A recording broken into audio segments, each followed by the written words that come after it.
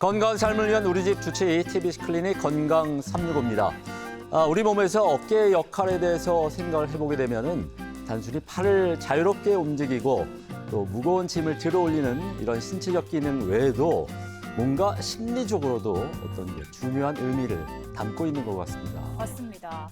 우리가 왜 어깨가 무겁다, 네. 어깨가 처진다, 어깨에 힘이 들어간다 이렇게요. 다양한 심리 상태를 표현할 때 어깨라는 말을 자주 사용을 하더라고요. 지치고 힘들 땐 어디에 기대죠?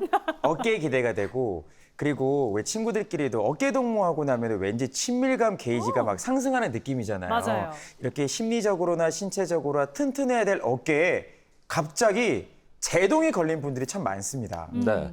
이 극심한 통증 때문에 팔조차 잘 움직이지 못하게 되면은 일상생활은 물론이고 마음마저 많이 움츠러들게 되는데요.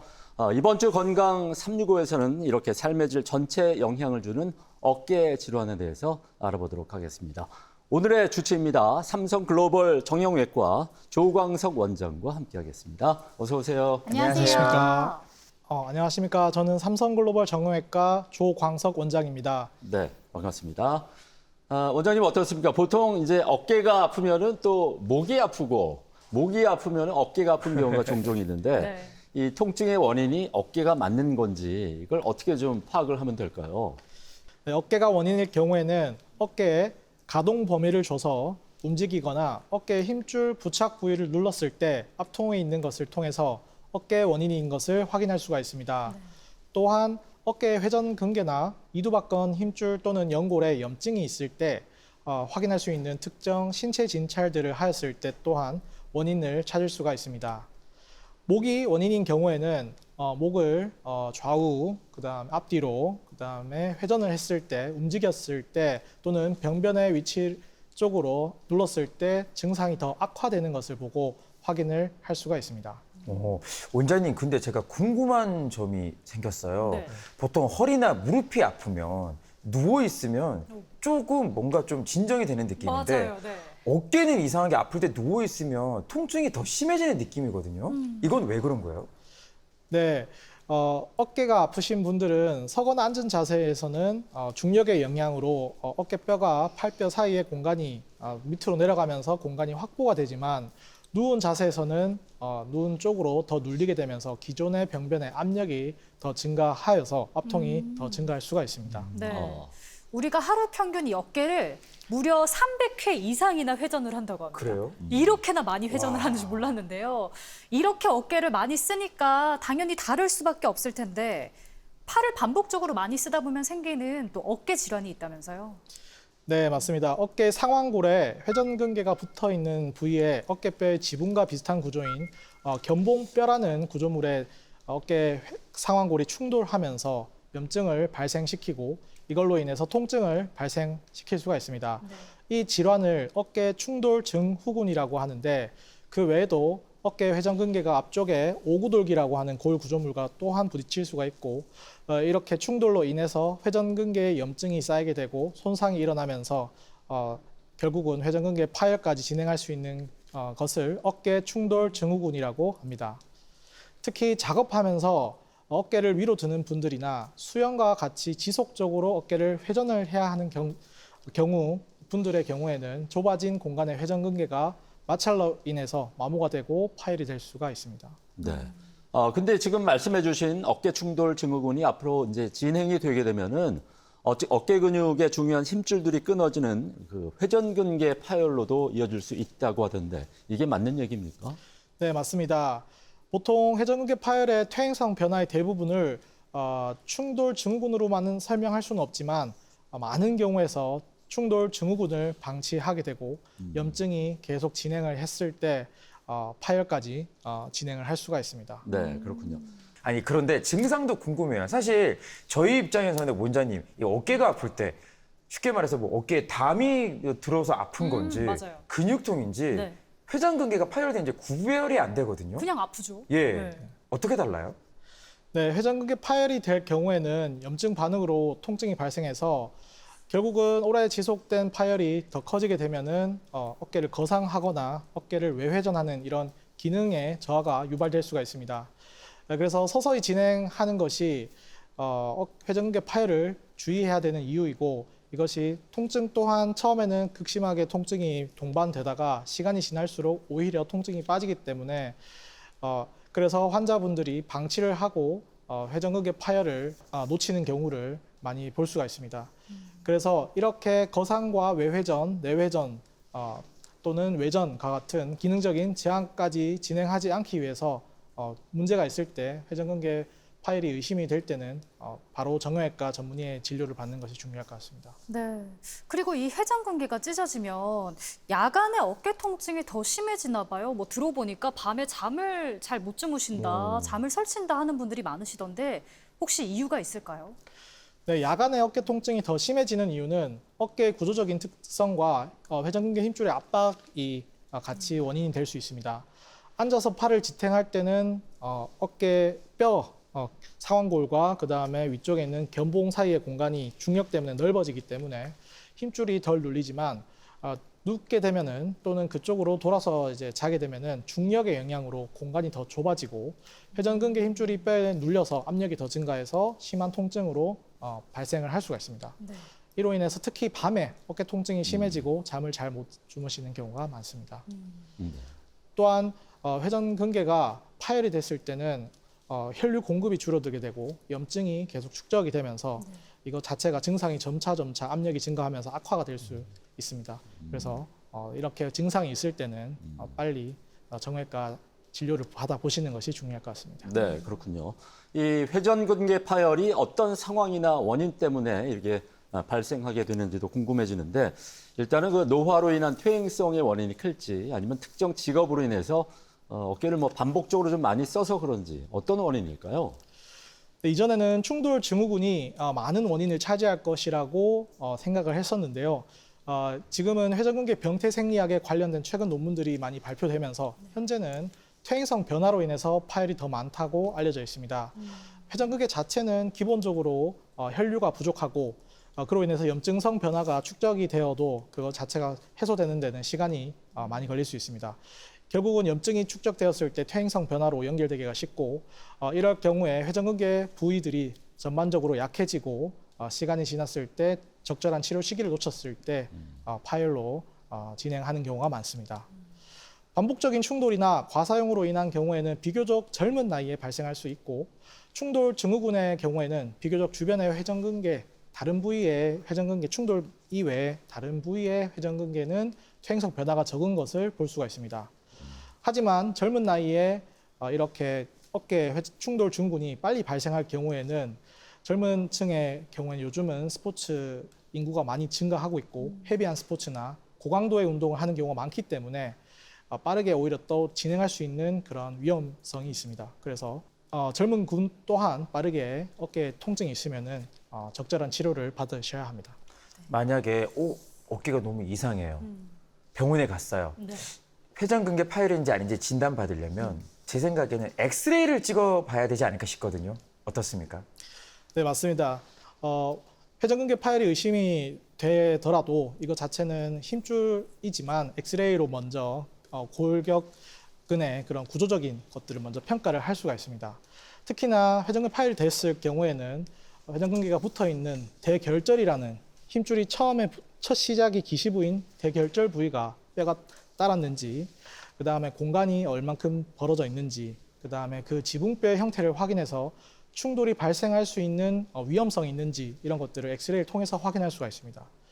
그 이후에는 초음파를 이용해서 염증의 범위를 파악할 수가 있고 전반적인 회전근개 파열의 범위와 그 속에 있는 근력의 위축까지 확인하기 위해서는 MRI가 도움이 될 수 있습니다. 먼저 회전근개 파열은 크게 부분 파열과 완전 파열로 나눌 수가 있고 완전 파열은 파열 크기에 따라서 또한 소파열, 중파열, 대파열, 광범위 파열로 나눌 수가 있습니다. 그래서 그 상태, 힘줄의 파열의 상태와 크기에 따라서 치료 방법을 결정할 수가 있습니다.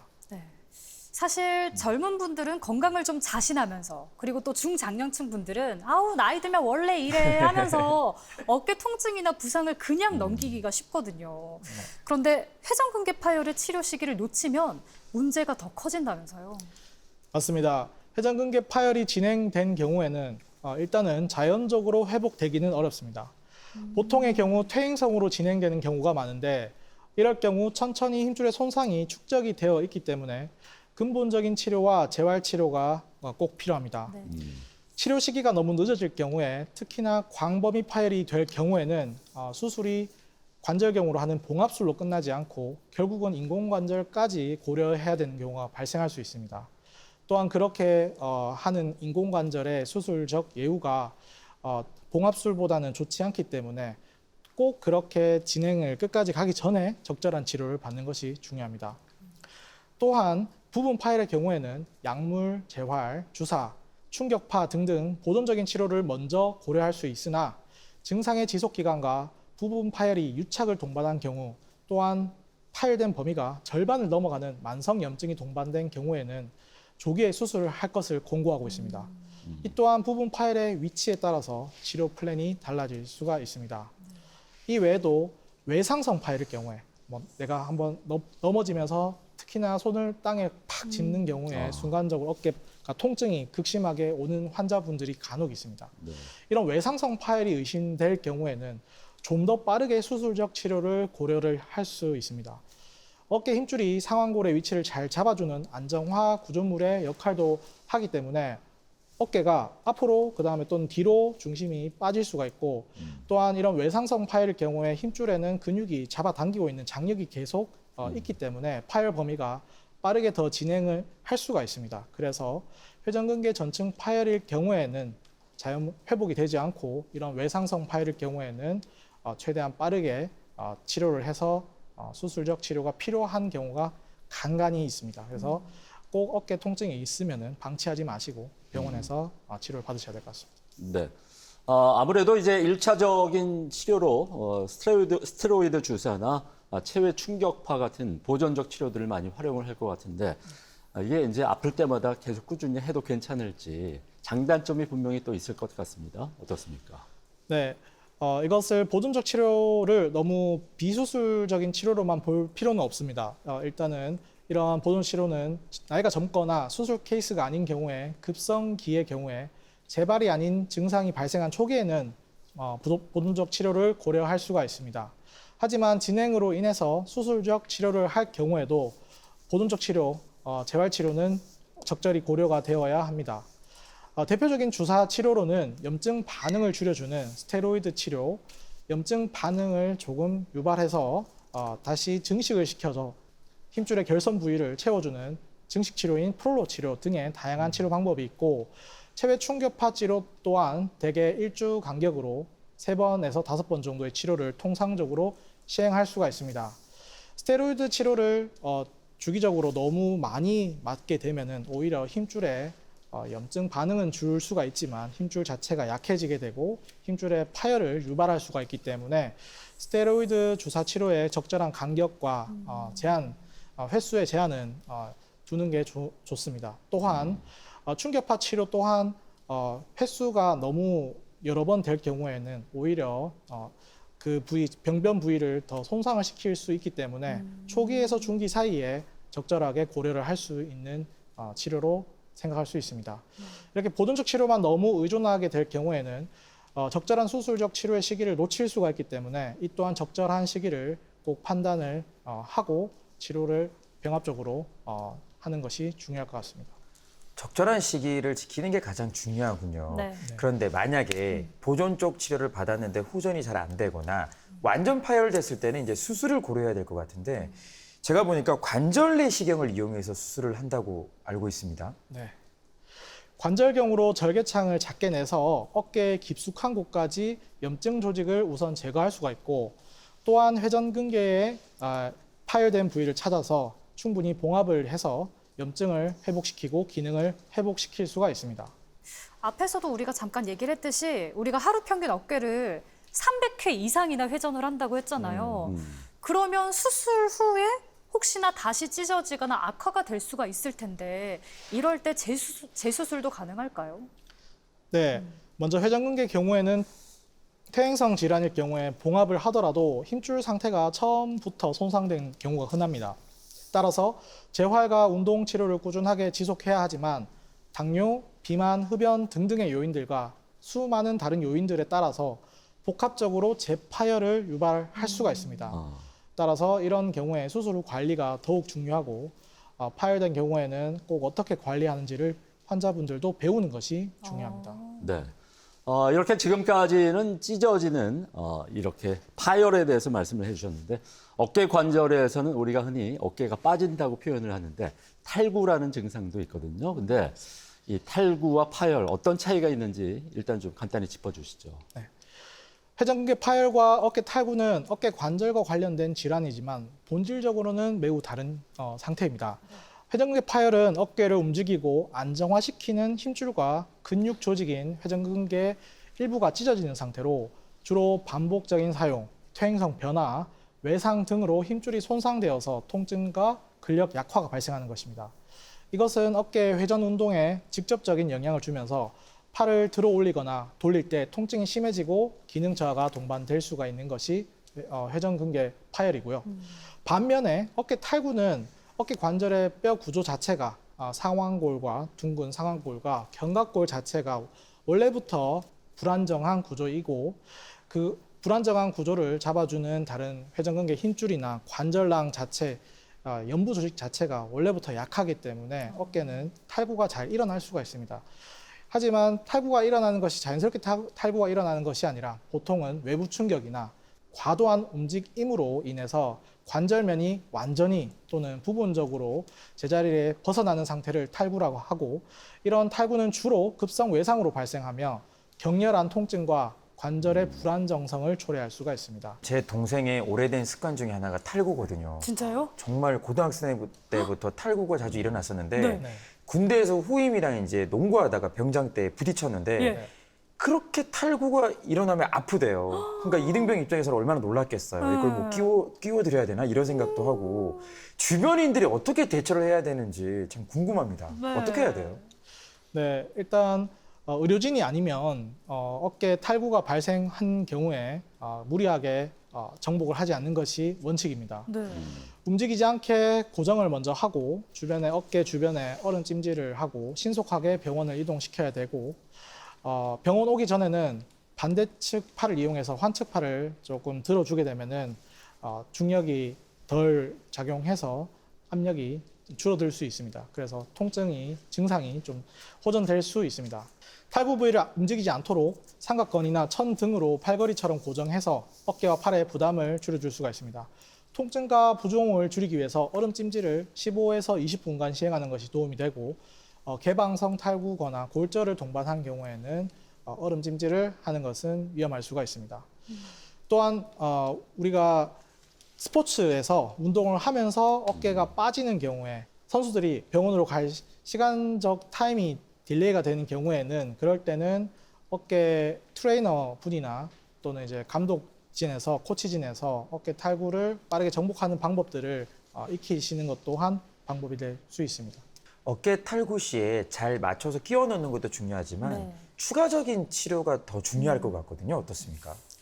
네, 어깨 탈구가 되면 첫 번째는 어깨를 아예 움직일 수가 없고 외형상으로도 어깨가 전방으로 탈구되는 경우가 대부분이기 때문에 툭 튀어나와 있는 것처럼 외형상으로도 어깨가 빠져나온 것이 보입니다. 어깨 탈구 또한 정형외과에서는 지금 현재 응급질환으로 기존의 자리로 다시 정복을 해야 되며 엑스레이를 통해서 어깨가 제자리로 들어가 있는지를 확인을 꼭 해야 합니다. 그 이후에도 어깨가 빠지거나 손상된 연골 부위도 MRI를 통해서 확인할 수가 있습니다. 치료는 탈구된 어깨를 전문의가 정복하는 것으로 시작을 하고 정복 후에는 팔걸이, 부목 등으로 일정 기간 고정을 하면서 통증과 염증을 줄일 수가 있고 이후 어깨 주변에 있는 근육들을 강화시키고 재활 치료를 통해서 관절의 안정성을 회복시킬 수 있습니다. 단순히 어깨를 맞추는 것 이외에도 관절 와순 파열이나 인대 손상이 심한 경우 관절경 수술로 봉합을 하거나 뼈 손상이 있는 경우에는 골 고정술까지 고려할 수가 있습니다. 반복 탈구나 불안정성이 심한 환자는 조기에 수술적 치료가 권고됩니다. 지금 치료 방법 중에 수술을 이야기해 주셨는데 혹시 수술하지 않고 치료할 수도 있는지 탈구를 그게 궁금하고요. 그리고 또 만약에 수술을 꼭 해야 한다면 수술 시기는 어떻게 결정하나요?